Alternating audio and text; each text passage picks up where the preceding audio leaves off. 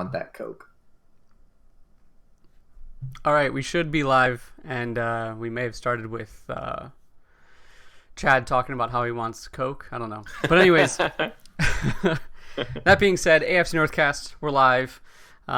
If you have the grand opportunity to catch us live, thanks for coming. You're also really early and must have been waiting for us. So I don't believe that you're actually here. But if not, and you're listening to us on the podcast in the future, just keep in mind that we do live stream now. So we live stream once a week right now during the preseason on Tuesdays. We try to start around 9:30, sometimes closer to 10 o'clock, depending on, schedules and stuff. And during the regular season, we're going to try to do that twice a week.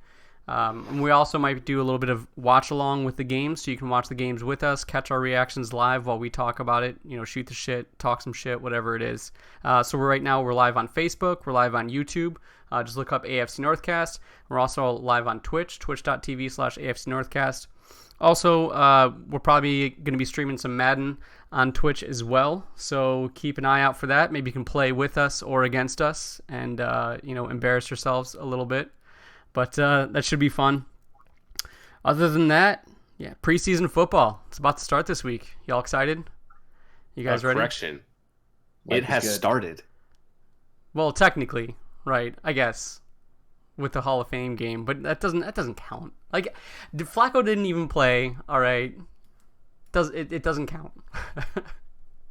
The quarterback of the future in Denver averaged 3.5 yards an attempt. That's exciting. What was that, Drew Lock? Mm-hmm. Was that with his feet, or was that actually passing? No, throwing the football. Oh, yeah? Wow. Yeah. Do you remember last year when Carlos Hyde, when the Browns got rid of him? And I remember very specifically complaining because the Browns social media fan page or whatever was like, I don't get it. He averages 3 yards a carry. You can run the ball all the time, and he'll just be, totally good. Do you remember when we were talking about that? I remember when that came up. Oh, my goodness. Sabermetrics. You just got to always go for it on fourth down. Exactly. I mean, he'll get 3 yards per carry, right? That's what averages mean, right, guys? Sure. But anyways, so as far as that goes, Chad, you got something you want to talk about? Yeah, we've been at this for a long time. Me for over one episode now, and you guys for over a year. And it's a grind. Podcasting's a grind. Mm-hmm. I just wanted to thank our fans, and today I wanted to shout out one fan specifically who obviously is a watcher and listener. He is the quarterback of the Cleveland Browns, and he obviously watched last week. He saw Bones comment about the mustache, and he went for it. And to get a shout out like that from an athlete and a rival, no less, it really keeps you going. Honestly, after this 1 week, I didn't know if I had it in me to continue on. Respect from a rival. Thanks, Baker. I'm going to stick it out. I'm going to stick it out for you. I'm not going to chug this beer out of respect. I'm just going to drink it. You should have shotgunned it like Baker did. Nope. This is respect. It's going to be a good year, Baker. It's going to be a good year. I'm excited, and thank you for being a listener and a fan of the AFC Northcast. Baker, we appreciate you. Proud to have you on board, buddy. Yep. You know what I thought about? I thought about we should all just grow and shave mustaches for the podcast now, out of respect for Baker. Or I mean Chad. No, but so what are you drinking? Is that craft or something? Yep, it's Frost Beer Works. It's a craft brewery out of my home state of Vermont. They specialize in making 94 different varieties of IPAs, of which this is one. Oh, wow. 93 to go. That's right. We are not sponsored, but, if y'all want, I'll drink the fuck out of your beer if you want to sponsor us. But anyways. If they want to, yeah. Yeah. Trying to holla at a beer scholarship up in here. Right, for sure. So speaking of that actually kind of segues nicely. Did y'all catch the video of Baker shotgunning the beer at the Indians game? Did I ever? He cracked it open with his teeth and then shotgunned it too. The fact that he cracked it open with his teeth and then shotgunned it just on cue like that was impressive. Also, people said that it was planned. And I have two things against that. One, you don't really know when you're going to get on the Jumbotron. Right. And the beer in his hand, he was sipping when he first got on the Jumbotron. Right. And he had someone off screen throw him another beer. Right, one of his boys. And it was a very instinctual shotgun. Yeah. It was really smooth the way he just didn't hesitate, bit into the bottom, popped the top, and let it rip. Right. And I think it was planned. Oof. But I don't care. Dude, he's in tune. He's a young kid. He's on Twitter. He knows what the quarterbacks are doing. He wanted in. He deserves to be in. He's the Browns superstar. The Browns are the hype of this whole season right now. And he did it his way, which, by the way, was ridiculous. He bit a hole in a can of freaking beer. What a crazy dude. Right. Love it. Yeah, you say college and young kids and stuff, but I also think that you're giving Cleveland way too much class. That has nothing to do with his age. That's all Cleveland. But anyways. It was so Cleveland. And so to let the listeners know, I was at Progressive Field on Sunday for the Indians game. I was up in Ohio visiting some family. And Mayfield jerseys everywhere. Right. T-shirts on guys at the baseball game that says you can't have a home without a kitchens. Nice. All kinds of stuff. It's fantastic. So he's definitely got a hold on the city, as he should. It's the first hope they've had since Tim Couch. So it's a fun time for Cleveland. It was really interesting to be in there. I walked into a Walmart to get something like in the middle of the night, and it's just like any other Walmart ever. So I walked in, and it's like you don't really realize you're in Ohio. And I looked all the way down the aisle. There's some guy in like a cut off Browns t-shirt, and I was like, oh, that's weird. Like, don't see Browns fans very often. And then like I started walking down the aisle, and I was like, oh, like Indians gear and Browns gear everywhere. And I had to remind myself that I was in Ohio. Yeah, man. Cleveland's wild, man. I don't know if you've ever been tailgating before a Browns game. The last time I got an opportunity to do that, it was like 10 below, and I'll tell you, the Browns lost. It was against the Dolphins. And it was so freaking cold. But, man, people were just partying their hearts out. I got pretty hammered that day, pretty hammered. Cleveland's a good time, man, if you're looking to party before a football game, for sure. You know what they say? What's that? Cleveland rocks. Yeah. Oh, man. That's one of the many things they say about Cleveland. Let me tell you, not all of them so positive. But, yeah. But anyways, all right, cool. Anything else, I guess, newsworthy you guys want to talk about? Related to Baker's mustache, he also slid in a reporter kind of tongue-in-cheek asked him if he was going to be in any movies with his new mustache. And Baker just looked at him and said, "You would like that, wouldn't you?" Yeah, that whole press conference was it was pretty great. He was smug in all the best ways. Yeah, that was pretty good. Baker Mayfield's good. I don't know, man. It's good stuff. Now, I have heard some recent comparisons. There's like this whole like Manziel, comparison to Baker that's like has not stopped. There was some shit that I saw that was on like ESPN. One of the guys was saying like, oh, it's toxic, it's bad for the team, and he's already setting a bad precedent as a quarterback. It's like, man, these fucking old heads, man. Was it Will Kane? No, it was not. I don't remember who it was, but these old heads, man. I don't know. The comparison between Baker Mayfield and Johnny Manziel, like, sure, I guess they both like to party, maybe. Not like Manziel used to party, first off. I got some interesting stories about that. I knew some people that knew some people. But then again, either way, with Baker Mayfield, like, Johnny Manziel, if you remember listening to his whole, like, apology tour that he did last year, if you remember, a lot of what he said is, like, he was still placing blame on the Browns. He's like, they just kind of, like, threw me in there, and I just didn't know what to do. And it's like, yo, but look at Baker. Like, Game 3...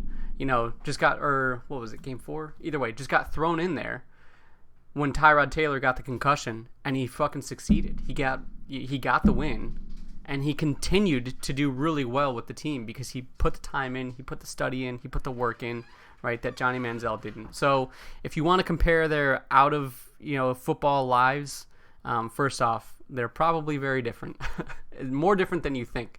But second off, as far as the football game goes, Baker Mayfield seems committed to winning. So yeah, and from a media standpoint, the Johnny football stuff aside, it's like, what is not to like about Baker's going to give you content? As a quarterback, it's so rare in the league that Baker's going to give you, for the most part, honest answers. He's not going to give you the canned, company line garbage. Oh, well, they're a talented defense and wins are tough to come by in the NFL. He's shown that he's not going to walk that line all the time and be super robot quarterback like Russell Wilson. And as a media member, I don't know what the downside to that is. Who knows, man? Who knows? If Baker Mayfield ever says that he cures his concussions by drinking holy water, he might come close to being as amazing as Russell Wilson in terms of my entertainment. So he's got a long way to go. You can't just chug a beer and be there. It's the pros. Right. All right, man. So what else? So the Steelers have, not the Steelers, I guess, but number 84 has Hard Knocks coming up soon. It's actually should be playing right now, shouldn't it? Mr. Big Chest himself. Yeah, Mr. Big Chest. Mr. Blonde Mustache. All right. He's going to be great. He's an entertainer. That's true. And I think he's going to be awesome on the show. I think he's a perfect type of player to cast. To cast? Yeah. Like he was casted for Hard Knocks? Yeah. That's and awesome. he hasn't practiced yet, so he's going to have to work really hard to say funny things. But he did show up in a hot air balloon, didn't he? Yeah. Apparently there's already some unrest. Gruden is not a big fan of the antics.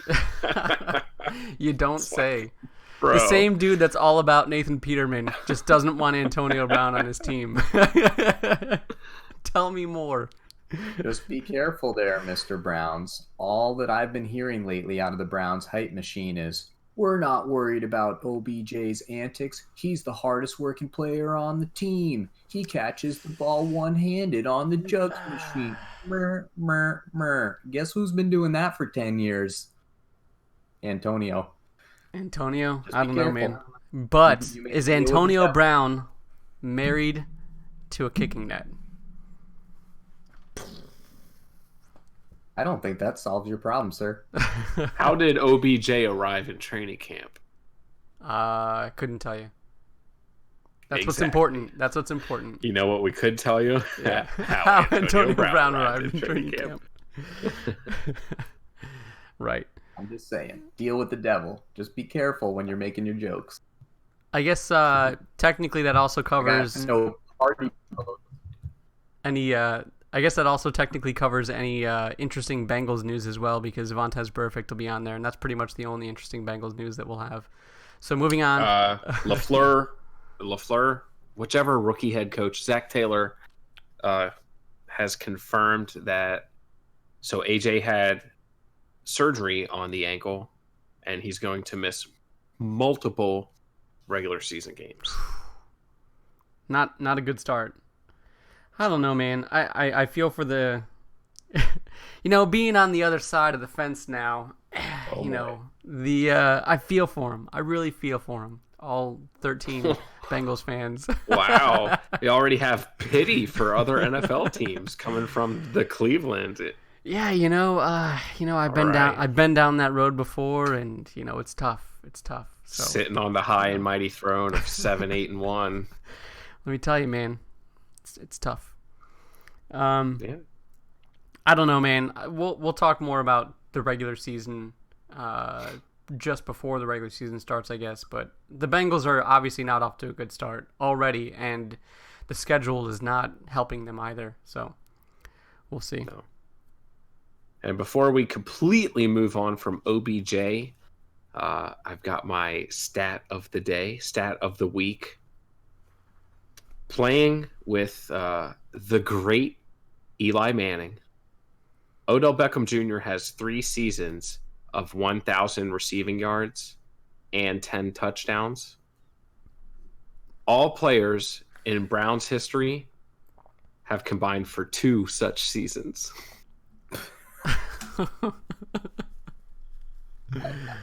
Combined, huh? Yeah. Is one of them Ozzie Newsome? I don't know who they are. But Wait, it's like Ozzie Newsome and Josh Gordon combined. That's like what it is. Hold on. This is a big chance for you, Justin. Make your pitch right now that Jarvis Landry and OBJ will have 1,000 yards and 10 touchdowns this year. Go. Oh, all right. OBJ and Jarvis Landry will both have 10 touchdowns and 1,000 yards this year. That's my pitch. Did I win? Did I win the game? Did I do good? I don't know what to say, man. Honestly, like there's so much that we don't know yet. So obviously, Odell Beckham, big time. We know that he can catch the ball. We know that he can even throw the ball. Same thing with Jarvis Landry. He's obviously like the slot of our time, like the slot receiver of our time right now, right? But it's tough when you got a lot of good guys on a team, Obviously, awesome with Baker Mayfield. Like, obviously, I'm going in with the hype machine, but I still worry about the sophomore slump, man. It happens. Like, it could happen to anybody. Baker Mayfield took some really risky shots last year, and they were, like a hair away from being an interception. So many of them, right? So it's just a matter of, like, which direction does that needle swing between, an interception or a marvelous pass that was right in where it needed to be is so close and so tight that, from his rookie year to his sophomore year, I honestly, man, we have no idea. And also, I've been conditioned to negativity. Some Browns fans, like, constantly every year are like, nah, man, we're making the Super Bowl this year. And while I've been on that train before, it's almost like the optimism has me worried in a weird sense. Like, last season when we were going into it, I'm like, or not last season, the season before last, I was like, bro, this is going to be a good fucking season. We got Deshaun Kaiser. He's going to kill it for us, right? But now that there actually is, like, all of these pieces together and there's all these, like, spotlights on the Browns, I'm worried. It's weird. I don't know how to explain it, You know what I like about that explanation? Moments ago, you were just stomping all over the Bengals. Oh, I know what it's like to be them. But in the face of real victory, competing against the best, you kind of felt like you knew where your place was. You're not quite there yet. You're above the Bengals. You can talk down. Right. Right. But once you get into the big leagues, you're a little bit stepping lightly still. Okay. Yeah, we can talk down on the Bengals, the Jags, and the Jets. We'll talk about them later. But Justin's got a boner for the Jets this year. But I don't know, man. Either way, intellectual consistency does not matter when it comes to football. That's probably the most truest thing I've ever said in my entire life. So, all right. I like that. Anything else you guys want to talk about news-wise? Anything interesting from the Steelers? There's a little bit of Ravens news. They're making moves. They are. Yeah. So, Alex Lewis, I forget what his injury was last year. Missed the better part of the end of the year and rehabbed away from the team. And that was a really big deal to the Ravens. He came into camp on the PUP, passed his physical, and they were like, oh, Alex Lewis is about to come off the PUP. And man, the way it all went down was really strange because Alex Lewis put the news out first that he was getting released. And then like a little bit of time passed and nothing came out from the Ravens. And then all of a sudden Alex Lewis was traded to the Jets for a conditional 7th round pick. So that leaves the Ravens with Jermaine Illuminor, I think. I don't know. Or this young man Powers from Oklahoma, potentially. Those are the guys that I think would most likely go in there. Jermaine is the guy that came in for Alex Lewis last year to fill in. But the AFC, well, the Ravens outside of Baker have been like real big on these Oklahoma guys the last couple years. Mark Andrews and Hollywood Brown and this guy Ben Powers. And so we'll see that where that leaves an offensive line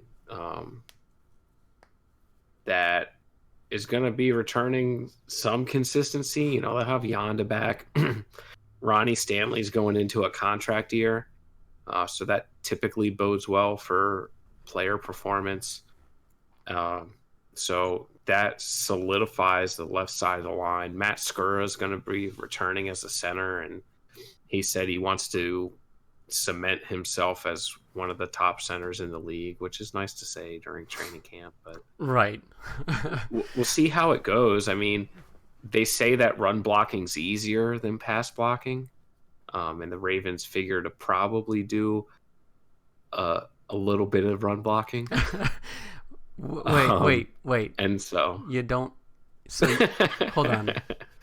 I thought Lamar Jackson was like a Heisman Trophy winner that had like this like crazy accuracy in college and something like that. I don't know.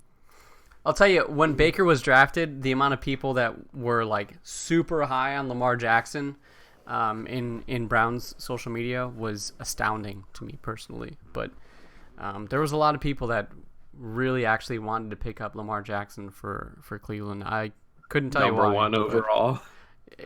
Look, man, there's some interesting individuals out there, but you can find anything on the internet. Yeah. Right, for sure. Who else? And they wanted like Lamar Jackson and Bradley Chubb was who they wanted, but either way, that's last year. But yeah, man. So you're confident. You threw away a starting left guard potentially, but you're unfazed. You're the hype machine. You are our hype machine for the Ravens. You're not going to let that faze you that your team is just throwing away starting players. That doesn't worry you, right, Joey? Tell us why you're hyped. Tell us about your team. Yeah, man, I'm not worried. I don't think so. John Harbaugh made a lot of headlines because they asked him about the Cam Newton quarterback carries in a single season record. That Lamar was like single digits away from breaking in 7 games last year. And he said in the media that he'd bet the over. And so to get in the Wayback Machine, so when the season ended, Marty Mornhinweg kind of mutually split ways with the Ravens. And that vacated a spot for Greg Roman, whose role with the Ravens was run game coordinator, to move up as the offensive coordinator. And this is Greg Roman that coordinated the Colin Kaepernick offenses that took them to championship games and kind of took the league by storm for a little bit. And so, but I think everybody has a really big misconception about Greg Roman and his offenses. I was doing some reading on him, and like his heaviest season as far as run pass balance goes is like 51% run, which in the modern NFL is significant, right? I think, but it's not like 60%. You know, it's not an astounding disparity. And Harbaugh likes to try to do this little like mini Belichick. He tries to play these games. I don't think they're going to run as much. They can't. I don't think they're going to run. They're planning to run as much as they did last year when the starting quarterback, who has a vastly different set of skills, gets hurt and they have to throw a game plan together for the last half of the season. Mm-hmm. It's going to be much more. It has to be much more deliberate. And I think it's going to resemble a little bit more what we saw at the end of the Chargers game, where when they had to open it up a little bit more, they didn't totally get away from the read option stuff, but when they had to attack downfield more, I think that's going to be more the name of the game for them. but we'll see. I'm also not convinced that defenses are just going to figure out Lamar. He's still probably the best athlete on the field anytime he's on the field. And has Lamar put any weight on? Because last year he was looking kind of skinny, and if he's going to be making the moves that he was last year, like Cam Newton has that ability, and even he has like suffered injuries because of his he's been so head on with his running. So has Lamar put any weight on, do you know? Has that been something they talked about? It hasn't been anything of note. I heard something. Go ahead. I heard he gained like 10 pounds. I think that makes him officially 3-dimensional. Right. I don't know, man. I just remember seeing him line up last year and just being like, damn, dude, he looks small if he's going to be running like that. But obviously, I mean, he made it work, man. He made it happen. Like, what a wild situation it would be, too, if, like, Lamar Jackson just came out gunslinging this year and was successful with it, too. Because again, you know, I guess I'll look it up real quick, but I remember when people were talking about the Browns drafting Lamar Jackson last year. I remember looking up his accuracy, and I was surprised at how good it was in college. So I don't know, man. I guess we still don't really know what's going to happen with Lamar Jackson this year. It's tough to just say that they're just going to run with him all the time, because again, like last year, every game we were like, no, there's no way that they're going to be able to run it and keep running it and keep that going, and no one's going to pick up on it. And then the Ravens just kept running it and just kept steamboating over people, kept getting yards, getting touchdowns. So I don't know, man. We'll see. What you think? I think it's important to separate the Ravens running it and Lamar Jackson running it. That's fair. Because Lamar Jackson's carries last year were significantly not designed quarterback runs. Their read option plays, things like that. And as effective as their run game is, a lot of times what that's going to dictate is the best way to attack the defense. It's up to Lamar to decide which of these two options is the best way to attack the defense, whether it's to hand it off and drop inside or take the corner. And so I think it's not like when Mike Vick was running a zillion times a game, mm-hmm. and they had quarterback draws all over the place or just scrambles. You don't see Lamar take off. Granted, they didn't have a lot of pass plays because they were so run heavy, but it's not like he was leaning on scrambling as a crutch in the run game, in my opinion, last year. Mm-hmm. It's just the run game was so featured. And they're bringing back Gus Edwards and Kenneth Dixon this year. They're bringing back Mark Ingram. So I think that there's a lot that they can and will do with two backs, two tight ends, one receiver, right. or two wide receivers, a tight end, two backs, and different personnel that the deep tight end group allows them to have, the deep running back group allows them to have, pre-snap motion and the things like that are really going to test defensive discipline. Because when you have Lamar back there, you have to be disciplined every play, because if you don't have contain, he's gone. And for Lamar, that has to mean sometimes a scamper to the sideline rather than obviously fighting for more yards when you weigh like 180 pounds. Right. So what are we going to learn in training camp here? Tell me about some players that I've never heard of, think are really good, that are probably going to get cut. Well, I would love to. So the Ravens, it's kind of a perennial tradition for the Ravens to have like the young offensive players in camp. They're like, oh, like last year it was Jaleel Scott and Jordan Lasley. And Jordan Lasley had a rather notable hissy fit and got shipped off to Oakland so he can learn how to have hissy fits from the best in the league. That's right. But so they've got Miles Boykin, who is the wide receiver that they drafted, I think in the 3rd round. Yeah. Who figures to be, he's a little bigger bodied guy. And everybody's really high on him. He's buried down the depth chart. Both the rookie receivers are buried down the depth chart on the Ravens depth chart online right now. But I don't think it's going to be indicative of who they keep. Seth Roberts, who has played for the Raiders, I think he played for the Skins at some point in his career. I don't know. Is a veteran, the next veteran wide receiver after Willie Snead. He's been impressing in camp. So it'll be interesting to see. I think we'll get a healthy dose of Hollywood Brown and Miles Boykin in the preseason. Really be able to evaluate those guys. And then you have the incumbent Chris Moore. So as weak as the wide receiver room is on paper, it's still kind of crowded as far as everybody's kind of on the same footing. It's not like there's a clear delineation. You got a lot of number 3s. Yeah.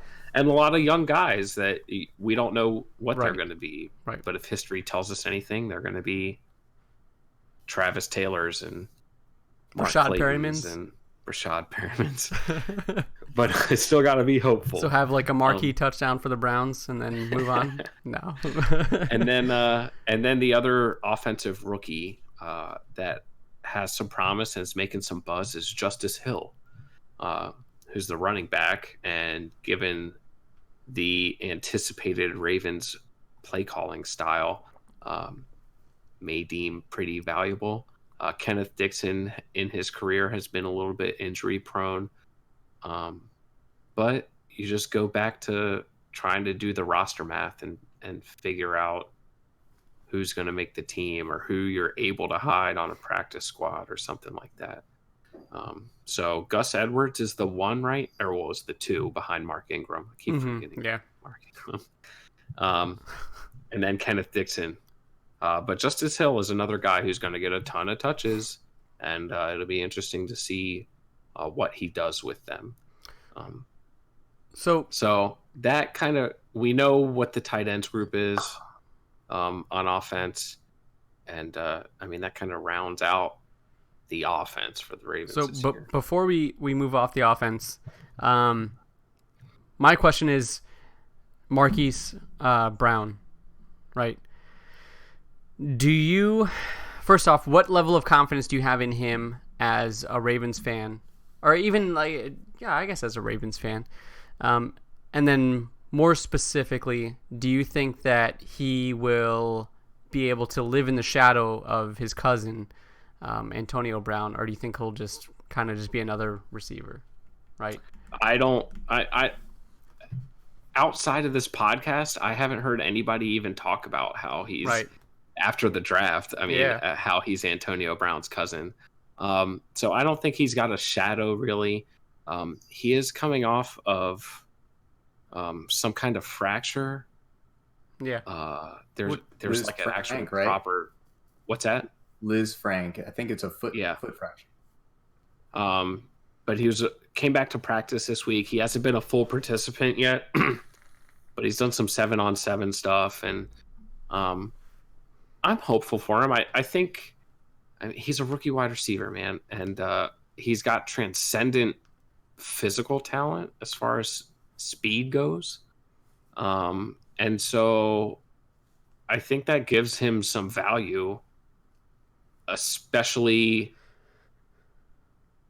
given I think the ideal version of this offense is big plays in the passing game and running the ball. I don't think the short pass game is going to be something that's very much relied upon. I think it's going to be tight ends in the seams, the possession receivers on third and mediums and stuff like that. But he adds a dimension that you need in the NFL to at least have. He's the only player on the roster that a safety has to respect. Mm-hmm.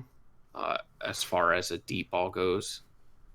So I think he's pretty much a lock to make the team. Just as far as that goes, you can't trot out Willie Snead and Seth Roberts and 2 tight ends every play and not expect 11 guys within 12 yards of the line of scrimmage. Like, I mean, may I, in the politest way I know how, crush the hopes and dreams of a bitter rival? you can try. So wide receivers tend to struggle to make an impact in year one. It's kind of a rare thing. And the one thing that can help them build chemistry is playing in the preseason and in the mini camps and practices. And Hollywood hasn't done that. So I'm going to like minorly crush your dreams. I would just say, like, I wouldn't hope for much this year. Like, I wouldn't expect a ton, you know, if it goes well, 35, 40 receptions. If not, maybe more of a James Washington style 18 receptions or whatever that nonsense was. It's just really hard to make an impact as a rookie, and I definitely do not mean this as an indictment on his talent. This is the polite part, but the impolite part is he's not going to do shit this year. I don't expect him to come in and someone just commented on our Twitch, this is like the evolution of beards from Justin to Chad to me. Nice. I don't expect him to come and set the world on fire or anything like that.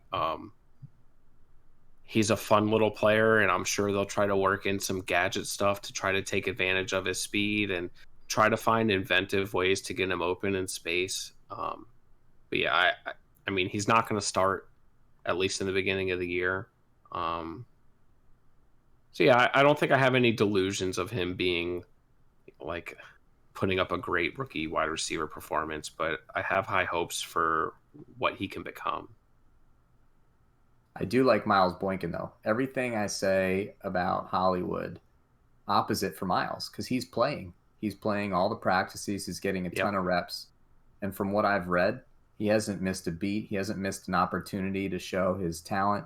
And frankly, on a team that's going to be attracting, like, how many players are on a defense at once? 14? 11. But 14 will be in the box trying to stop the Ravens run if they can get away with it.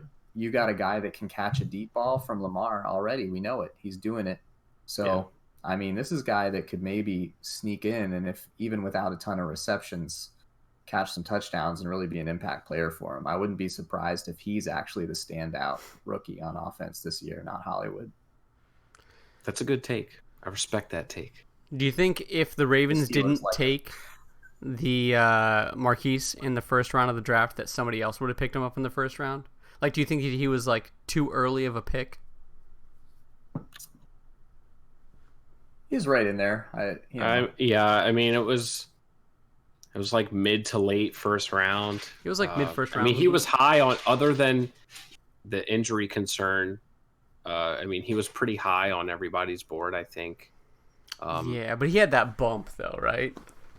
Wasn't a particular. He had like the bump from being Antonio Brown's cousin. That's like all I heard about Marquise. I mean, the stats in college had nothing to do with him being Antonio Brown's cousin. Right. Like, his combine numbers didn't have anything to do with him being Antonio Brown's cousin. And it's not like Antonio Brown was like everybody's fucking darling this offseason. Oh, I would disagree. It's not like hanging out with Antonio Brown was getting him all the good PR. Like, I don't know, man. I think you come from that camp, and I don't know. I think it's just kind of how it works. I will say, if Marquise Brown is a bust, it's not because he's Antonio Brown's cousin. It's an indictment of the Ravens wide receiver scouting. Yeah. All right, hype me up about the defense. Tell me why they're not trash now that they got rid of their best players and signed a has-been. All right. Well, we'll start with the weakest group, in my opinion. That would be the off-ball linebackers. So not the pass rushing linebackers. We're talking the likes of Patrick Onwuasu and Kenny Young. Both really young guys. Onwuasu had to fill in for CJ Mosley when he got hurt last year and played pretty well. But both of these guys have been your typical, like we've been waiting for a couple years, and we see flashes every year in the preseason. And Kenny Young had like a monster game last year in the preseason. So Patrick Onwuasor is going to call the plays for this defense this year.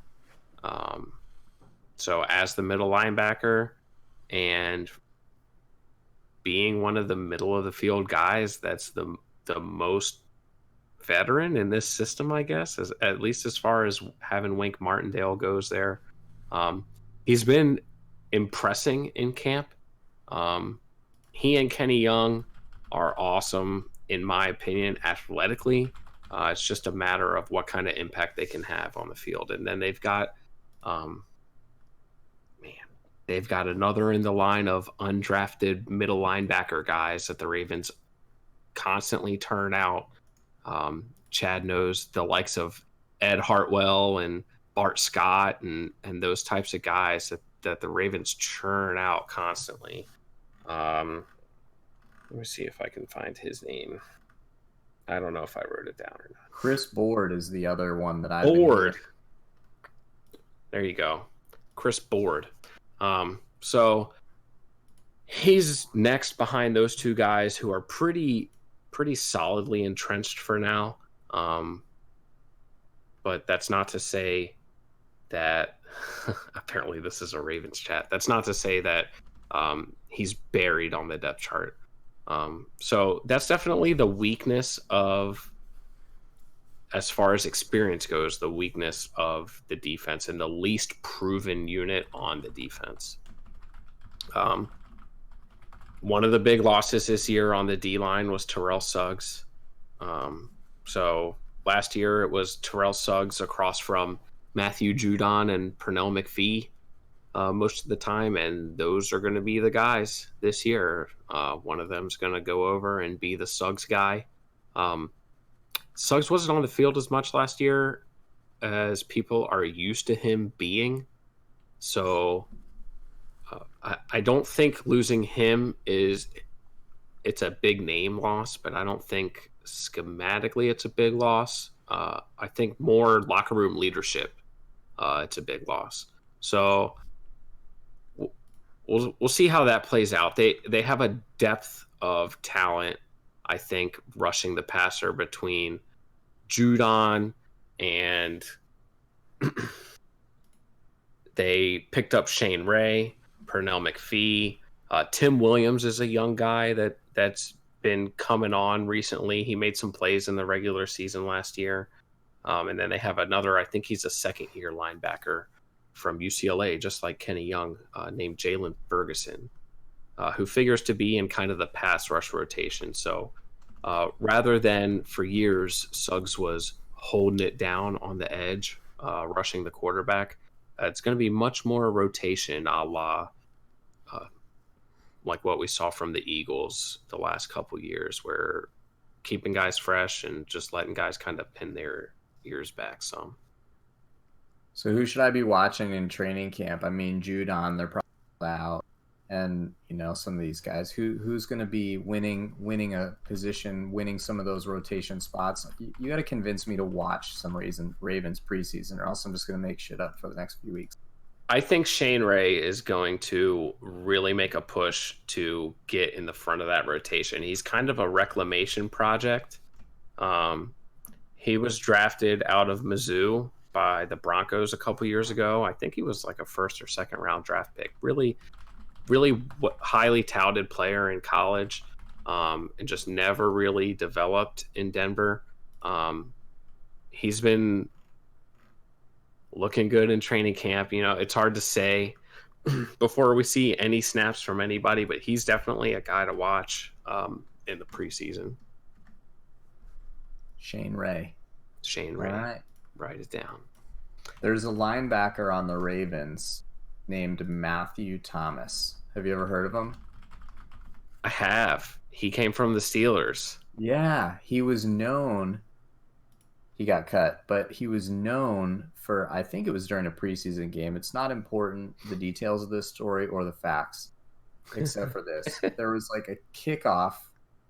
It might have been an interception return. He came from like outside the camera and like chased down like an 80-yard return. I think it was a kick return, and just ran this guy down from out of nowhere. He's super fast, but maybe he's like dumb as a rock or something because he couldn't really stick with the Steelers. Is he doing anything? Is he maybe going to be a special teams player, or is he just going to get cut? He actually got released a couple days ago. Yeah, Ooh. yeah. So I don't know the story on this guy. Maybe he can't learn a playbook. I don't know. But yeah, he got released. Okay. I was always excited about him. He was, I mean, you know what happened after Steelers lost Shazier and stuff. We were clawing around in the dark. It was a very, very dark time. So any linebacker that did anything for anyone in a video game or on a commercial or made up, we thought he was going to the Pro Bowl probably tomorrow. So I had high hopes, even if it was on another team, that maybe there was a glimmer of something there. That's a shame. No, the Ravens and Steelers have this weird, like, incestuous relationship, specifically with linebackers, where, like, with the whole James Harrison thing, and it's a weird, weird thing. But, and then we can just, we'll move on to the strength of the defense, in my opinion, unless anybody wants to linger around D-line. The interior D-line, we know what it is. It's Michael Pierce. It's Brandon Williams. They're monsters. They're going to be good. Yeah. And then the secondary. I think the secondary is maybe the best secondary in the NFL this year. I think Marlon Humphrey is your big candidate to have like a breakout potential all-pro, like really solidify himself around the league as one of the better corners in the league, especially because the Ravens get to play a first-place schedule, and so they're playing the Texans and they're playing the Pats. We get to play the Rams this year as a division, so he'll definitely be tested plenty, and I think that Marlon Humphrey is a really big candidate to break out on a league level this year. Earl Thomas is an upgrade from Eric Weddle. I don't care what anybody says about injuries and such. Eric Weddle is over the hill. He's a great veteran presence in the back end. But it was very evident last year that he was not the same guy anymore. When tested, he kind of performed a little shaky. And I think it's possible that he leaned on reputation a little bit last year, and offenses didn't challenge him as much as maybe they otherwise would have. I still think that he's great. I still think that he's an above average safety at the point that he was at last year, but I think Earl Thomas is an obvious upgrade. Tony Jefferson, love that guy. The cornerback room goes deep. Jimmy Smith, Brandon Carr, Tavon Young just got an extension, our slot corner. So an embarrassment of riches in the secondary this year, in my opinion. Yeah, so, I mean, the Ravens secondary has been and probably will continue to be one of the best, so long as they, I guess, continue without Suggs. Well, it's not really he wasn't secondary anyways, but I don't know. I'm sad Mosley's that Suggs the big loss and Mosley on this defense. Well, I was gonna say Suggs and Mosley both being gone would make me sad were I to be a Ravens fan. But yeah. Yeah, so I think it's safe to say that the Ravens will once again be the AFC North champions this year. It's hard to beat teams when you can't score points, and right. I guess that's defense everybody wins else's championships. problem in the AFC North. And the only championship is the defensive championship, as we saw last year, right? That's obviously ridiculous. So, if you're gonna get all this hype about the defense, like, Are we going to actually see Patrick Onwuasor in the preseason calling out the defense? Because the Ravens defense is known as being really complex with a lot of motion before the snap.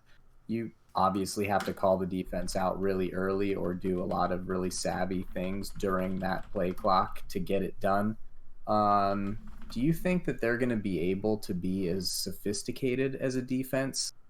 Or are we gonna get anything out of the preseason that gives us a hint as to whether that's gonna happen, or are they gonna hold Patrick Onwuasor back and we're just not really gonna know? I think I think they'll likely hold the defense back a little bit. It tends to be what they do. The way that most teams try not to show their full offensive playbook and kind of like be a little bit more vanilla. The Ravens calling card is defense, and in years past, they tend to be pretty vanilla on defense in the preseason. So I hope that he'll get the reps and bear the responsibility of doing some play calling, but I think it'll be, unfortunately, a little bit more trial by fire. Hit the ground running once the regular season starts, and he'll just get a little taste probably in the preseason. That's a good point. I didn't really consider the vanilla preseason defense factor. I'll pose the question in a different way then. Over under 3 games before Earl Thomas takes over the play calling? Over. Oof. All right. It's a really complex defense. I don't think I'm sure Earl Thomas is a brilliant guy. It's not really ideal to have your safety calling your defense. Awas's so far been back in the system. I think he knows it well. He got to, at the very least, learn beside CJ Mosley for the last couple years. So I have faith in him. I think that he'll be fine. You're remarkably confident after losing 2 of the most intelligent defensive players in the NFL. I like that about you. Yeah. Thanks. All right. So, some Patriots talk. So the Steelers play the Patriots week 1, and we had just had someone from Twitch. Yeah, I was saying, hey, the Steelers play them, week 1. He said, not really playing when the Patriots run them over every time. What you got to say about that, Chad? Except the last time they played. Except the last time. Look, I'm not going to rewrite history here. I'm not a person that's going to lie about the past because there's video evidence of what has transpired. All I can say is that I don't care. This is the new year. Tom Brady is 1 year closer to death. And who knows? Aren't we all? What will happen in week 1. I'm confident that the Steelers will put their best foot forward, and hopefully we won't see Robert Kraft's dick. That. Ugh, man. So actually, big news yesterday. I don't know. I don't remember when it was. But Tom Brady just sold his house in like Boston or whatever, the area that they live in or whatever, and everyone's all worried that Tom Brady's going to move. And I remember one of the headlines I read was, Tom Brady will ruin his legacy if he leaves the Patriots. I guess to get a little off topic, what do you guys think about that? Dude, he's won like 1 million Super Bowls. Yeah. Yeah. I thought that was pretty egregious headline myself. Michael Jordan played baseball. He struck out like 1,000 times. Like Tom Brady can do some really ridiculous crap, and he's gonna be fine. Yeah. Yeah, he'll probably just move to Brazil and get a private jet every day for camp. Right. Because he's filthy rich. Right. All right, you guys want to finish off some fill in the blanks? I think I think I can do that. All right. Impromptu. Joe, you got any off the top of your head? I got one. I'll come up with some shit. All right, sounds good. Yeah, I got two that I can run right by you. All right. So I'll start with mine. Joey probably already knows the answer to this, as hinted earlier. But blank will be a sleeper hit this year? And I mean team, but if you wanted to go player, you can. So I'll tell you mine is the Jets, man. I don't know. I am just so high up on the Jets. Everyone's talking about all the big acquisitions that the Browns have picked up this year between Odell Beckham and Olivier Vernon, Sheldon Richardson, so on, so forth. But man, the Jets, I mean, we've already talked about two players from the Ravens, or I'm sorry, one player from the Ravens that have gone over. They got Greg with 3 G's, all right? 3 G's in his name. We talked about the guard that they just picked up, the Jets just picked up. I mean, I don't know, man. I think the Jets are accruing some big name talent, and much like the Browns, if they can get everybody to kind of mesh together, I think the Jets are going to be a sleeper hit this year. No one's really talking about them, but they might surprise some people. And when we talk about our schedules later this season, I don't know. I'm kind of nervous. I'll go with a player. I'm going to probably over the course of this year say dozens and dozens of really mean things about the Bengals as a franchise and maybe even some of the individuals. But I think Carl Lawson is a straight up monster. I think he's going to hurt people. I think he's mostly going to be legal, but he can't help himself because he's so big and strong and fast. And I'm genuinely afraid of him. I think he's awesome. And I'm looking forward to him having a very disruptive year, hopefully against both of your teams, and then going on vacation twice for mine.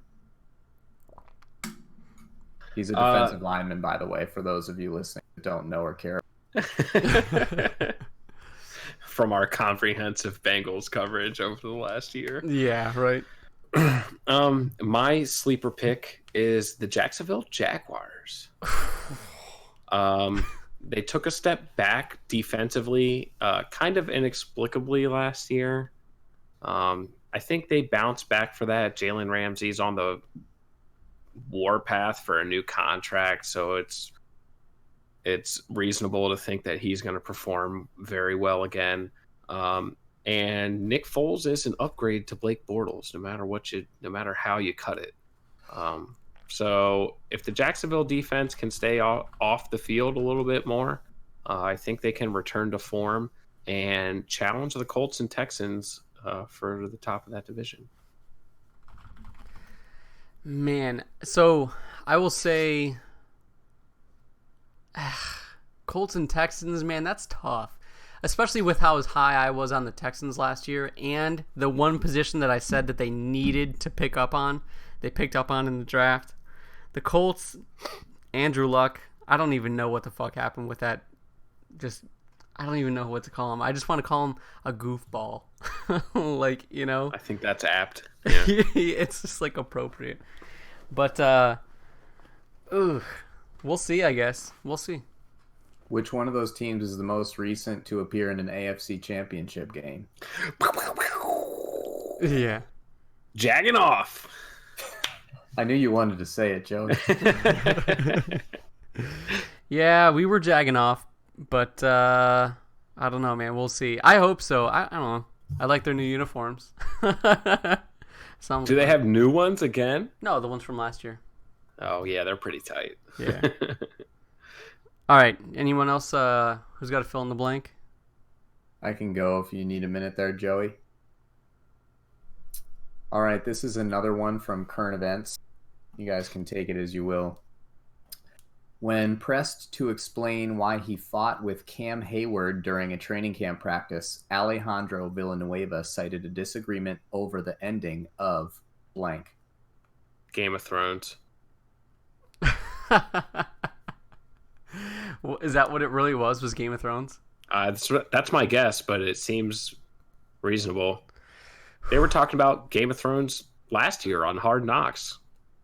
Talking about dragons and shit. And fucking dragons. Players love that stuff, man. They don't have anything better to do in training camp, especially the vets. They know the playbook. They don't have anything better to do than binge watch television. Right. I'm going to say over Joey's mom. Fair enough. No. Going personal. Joey actually got the exact correct answer. I was about to say, it had to have been Game of Thrones. Yeah. Well, it wasn't. It doesn't seem that was the cause of the fight. It was just both two guys trying hard and doing their business. But when reporters came to Alejandro, he used that as a deflection technique. Right. That's great. You gotta love that guy. That's a veteran right there, man. That's a veteran. Yeah. He's been there. Pretty classy stuff from the ex-Army Ranger. I don't know how many guys on your team served. Thank you for your service, Alejandro. Yeah. Thanks, bro. All right, Joey. You can thank me for my service too. Shit, son. Oh, I've done that already. Joey, I've seen your service firsthand. It was subpar at best. No. I've got one. Yeah, go ahead. There was a rather lively debate on First Take this week, as there is every week, just about, between Stephen A. Smith and Michael Irvin, because he called Jarvis Landry and Odell Beckham Jr. the LeBron and D. Wade of the NFL. What I'd like to ask you is who blank and blank are your LeBron and Dwayne Wade of the NFL? Batman and Robin, you get the gist. I would have said Antonio Brown and Juju, but I mean, shit. Apparently that all fell apart last year, man. Whew. I would say AJ Green and Tyler Boyd, except, AJ Green's going to be out for the first X amount of games. That's a good question. You know what? Actually, this fits way better than it needs to. But Odell Beckham and Jarvis, and not just because I'm a Browns fan, and not just because it's the AFC Northcast, but because they've been boys since fucking college, right? They've practiced together. Their relationship is borderline sensual with one another, right? So I think that kind of fits. Okay. All right. Let me just gather myself before I say this out loud. Oh my god, this sucks so much. Okay. It's Bill Belichick and Tom Brady. Oh. Yeah, fair. That's fair. Ugh. Okay, it's over. I thought about going there. I thought about going there. Instead, I'm going to go in a similar vein as Chad, Sean Payton and Drew Brees. Yeah, that's good. The level that they're doing things down there just made Michael Thomas a rich man. Yeah. Drew Brees seems just as ageless as Tom Brady these days to me. Yeah, people sleeping on him. Maybe. Should have been in the Super Bowl. We almost got it. I don't know, man. I'd love to have seen that. I guess that blows up my my NFL Drew Brees conspiracy, though. What's that? Well, the whole busted play for his record-breaking moment on primetime television and then stopping the game for 20 minutes. And then I decided that the Chargers and the Saints were going to meet in the Super Bowl so that Drew Brees could beat the Chargers and complete the circle. It's all right. There's always next year. That's right. All right. So I have another blank. And it's an either or, just like last week, I guess. But blank will be the better running back, and the choices are Le'Veon Bell and James Conner. All right, and this is why I think it's an interesting conversation, because you have James Conner with the, objectively the best, if not one of the best, offensive lines in football, but you have Le'Veon Bell, who has been this highly touted, skilled, talented running back for a long time, with the Jets offensive line that really has been mediocre at best for a while. With the acquisitions, now we just learned today from Joey that they picked up a new guard, but other than that, nothing real crazy going on. And, you have to wonder, is Le'Veon going to be as successful with the Jets? So James Conner, Le'Veon Bell, fill in the blank. Who's going to be the better running back? this year. Statistically, not just not looking at I guess his play style with the tools that he has. I'm saying when you look at the numbers at the end of the year, Le'Veon Bell, James Conner, who's going to have the better numbers? I'm going to go Lev Bell. Okay. This is a tough question. Now that the Jets have acquired star left guard on the Ravens in an incredibly surprising move, I don't know what the Ravens were thinking. Their offensive line is clearly in tatters. But with Alex Lewis leading the way, and only for that reason, I think I have to pick Le'Veon Bell. So 2 for Le'Veon Bell. I'm going to pick James Conner for 2 reasons. Number 1, I still believe in offensive lines being the crutch to a running back. And I just don't think that we've seen Le'Veon with a subpar offensive line yet. He hasn't played in a year, and I just want to be the different guy, I guess. I don't know, man. I'm going to spin zone that and say that typical running backs, yes, a weak offensive line will hamper them. However, Le'Veon Bell has the extra dimension that James Conner doesn't quite have as a pass catcher. And with a young quarterback like Sam Darnold, he can provide a very useful safety valve in the pass game behind a not so good offensive line. Mm-hmm. So I think that where he's going to make his money over a James Conner is going to be in the passing game. That's the argument I would have made if I wasn't dead set on dredging up the past and trying to shatter Joey's dreams of a quality Ravens season. So fantasy football, you're next on the board. James Conner, Le'Veon Bell, still there. You need a number 1 running back. Both y'all are picking Le'Veon Bell? Yeah, bro. All right. No. PPR? PPR. So, to be completely honest, I wouldn't pick either one of them as a number 1 running back, but... Ooh, say something nice about the Bengals. Say you're going to take Mixon. I mean, that's all they got right now. Jeez. I'd probably take Le'Veon because I'm going to try and make this fantasy talk as short, as painless as possible, but I try not to take Steelers in fantasy football. That way I'm not cheering for them to do something specifically good. I'm just cheering them to do anything good. I also don't take Steelers in fantasy football. It's for a very different reason. Yeah, because you're not good at fantasy football, I guess, right?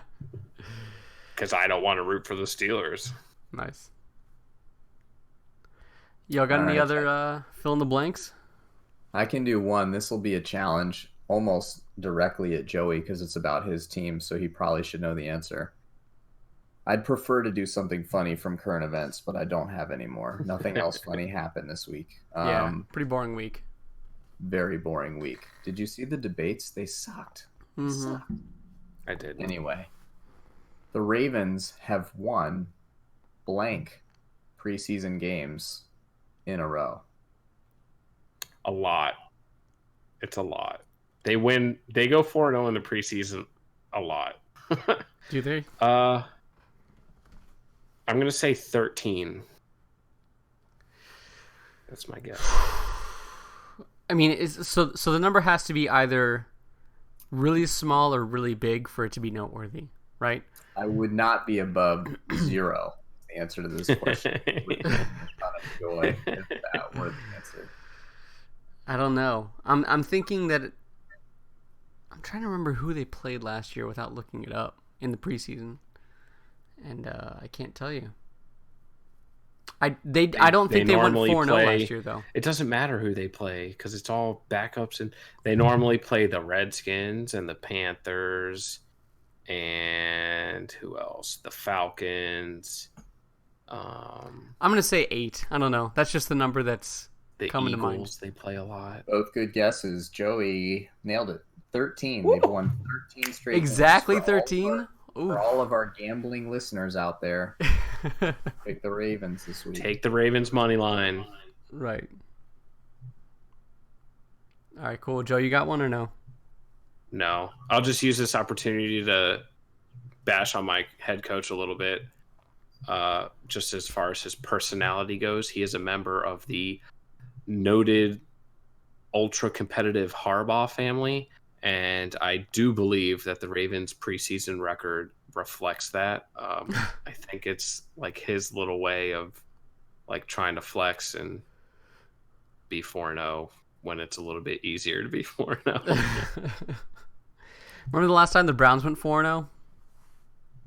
Last Isn't year? it the year they went 0-16? That's the exact year they went 0-16. That's all right, man. This year, I don't know. It's almost like I never want the Browns to go 4-0 again in the preseason. But either way, they play the biennial Lions this year, so we'll see. Well, I think that's pretty much it. So, fortunately enough, actual real-life football starts this week. So, starting Thursday, we got the games. Let me pull up the schedules here real quick. I've got it here. Oh, So, on Thursday, we got Jags at Ravens at 7:30. Ooh. Redskins at Browns, also at 7:30. Friday, we've got Bucks at Steelers in a rematch of the Chris Conti losing his soul game at 7:30. And Saturday at 8 p.m., if you want to see a dead body, we got the Bengals at the Chiefs. There you go. So we'll be watching those games. I don't know. Maybe we'll try to see if we can do a watch along. I'll be watching the Browns games for sure, just to see what some of the new rookies have to offer. But as far as the live podcast goes, we got that going on next week, Tuesday, where we will review some of those games, what we could pick up from some of the rookies and just some other general shoot the shit from whatever happens as far as news lines. Like we said, during the preseason, we're going to be trying to catch a game. We're going to try to be going live once a week, every Tuesday, around 9:30. So we're going to be doing live podcasts on Facebook, on YouTube, on Twitch. Just look up AFC Northcast and you'll find us there. If you can't catch us live, of course, as you know already, catch us on SoundCloud, catch us on Stitcher, catch us on Google Play, whatever the case might be. But we'll be here if you want to talk some AFC North football. So, yeah, I finally downloaded Twitch on my Xbox, so stop being lazy and start streaming what I've been playing on Madden 20. Yeah, you got to get good first. What Twitch is. That's how hard this grind is, Baker. We get it. Nice.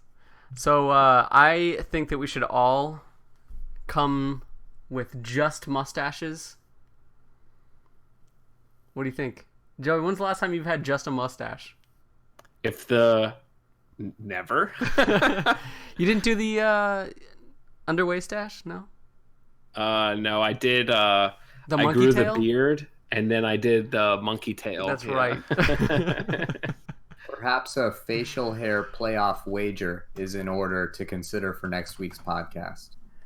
I would consider if the Browns swept. I considered for a second if the Browns swept the Ravens this year, I'd do it, but that seems too reasonable. We'll figure something out. We'll put together, if anyone out there, I know that we have some people that listen to it after the fact most of the time, and some, Facebook and so forth.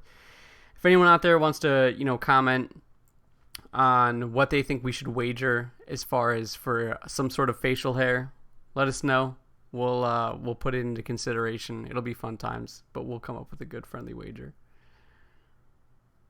These guys take it easy on Justin now when you make those suggestions. Oh yeah? Oof. Sheesh. We'll see what happens, man. But hey, last place out of all our teams has to shave their head. Deal. Fucking deal. Oh no.